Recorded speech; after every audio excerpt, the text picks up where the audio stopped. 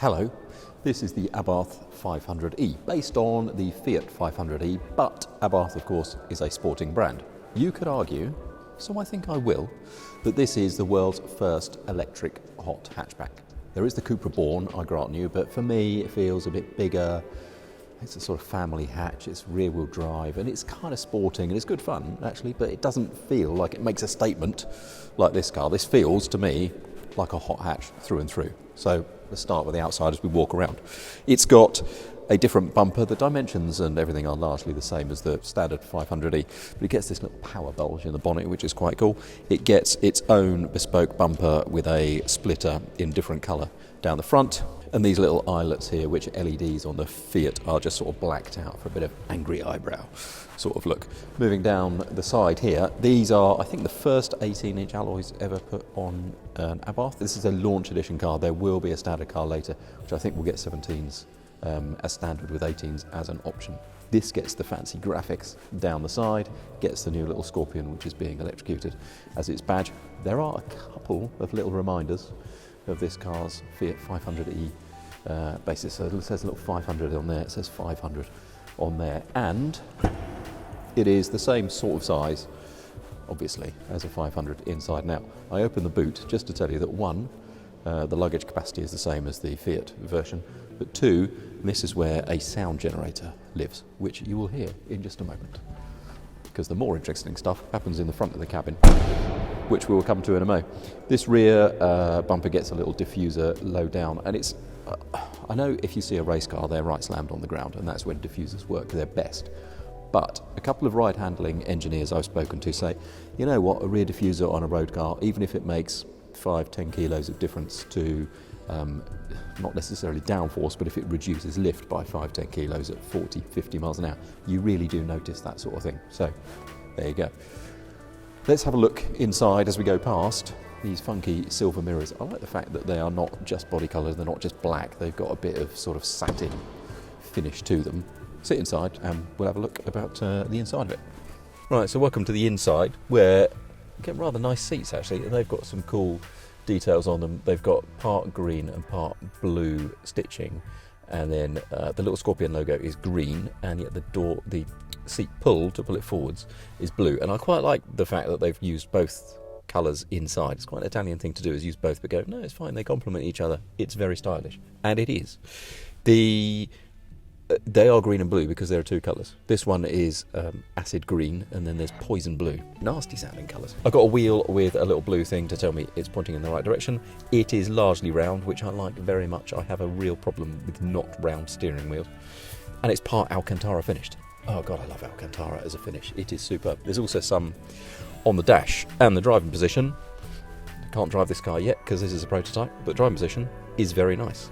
Right, I'm going to start it, and it is going to make a noise. On production versions, you will be able to turn it off, but on this version, it's just going to be what it is, and then I'll have to talk over it. And it's quite loud. Now, I know studios amplify sound anyway, but that is pretty loud, I think.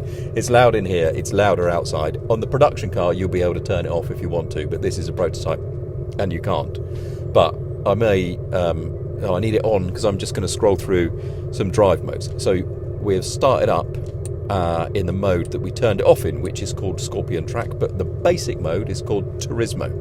That has 134 brake horsepower, and it has maximum motor regeneration, so you can one pedal drive it if you like. And if you move through to Scorpion Street, that brings out the full 152 brake horsepower, 155 PS.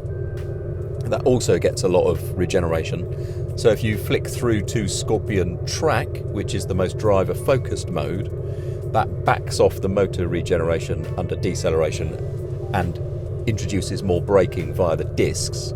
And there are discs on the rear as well as the front now. Most EVs don't need big brakes, and quite a lot of them get drums on the back because most of the braking is done by electric motor. This gets a bit more serious, and it gets discs on the back as well. I'm going to turn it off just so it's a little bit quieter while I explain the last of it.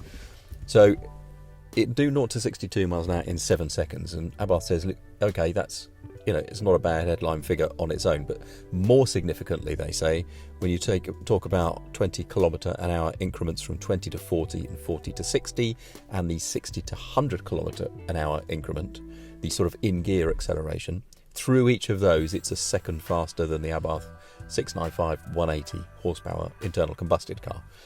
More significantly, I think, for me, is that they also say it's 1.2 seconds a lap quicker around Fiat's Bolocco test track, which is not a very big test track. So its capability is significantly more than just being a bit quicker in a straight line, because EVs are heavier than internally combusted cars, as a rule. This weighs about 1,335 kilos, which is 45 kilos more than a standard 500e. It gets the same size battery, so it's 35-ish kilowatt hours usable, maybe a bit more than that. Anyway, in the 500 Fiat, that gives a range, an official range of 199-ish miles. Probably get about 145 in the real world. This may get a little bit less than that because it's got a little bit more power than that. It's going to cost £38,000 as this coupe, or £41,000 with the convertible sliding roof. When customer deliveries start in June, there will be 1,949 of these Scorpionissimo launch edition cars. Then will come the base car, which will be a bit cheaper, have the 17s, won't get these splendid colours, but will be a fuller range at that point. You will find the review when we get to drive it. You'll find the review on autocar.co.uk, on the YouTube, in the magazine, which is available in print edition or as a digital subscription. And of course, the print mag is available every week, as it has been since 1895. So thank you very much for joining us. If you'd like this video, we'd be very grateful. If you subscribe to the channel, we'd be even more grateful. I'll see you next time.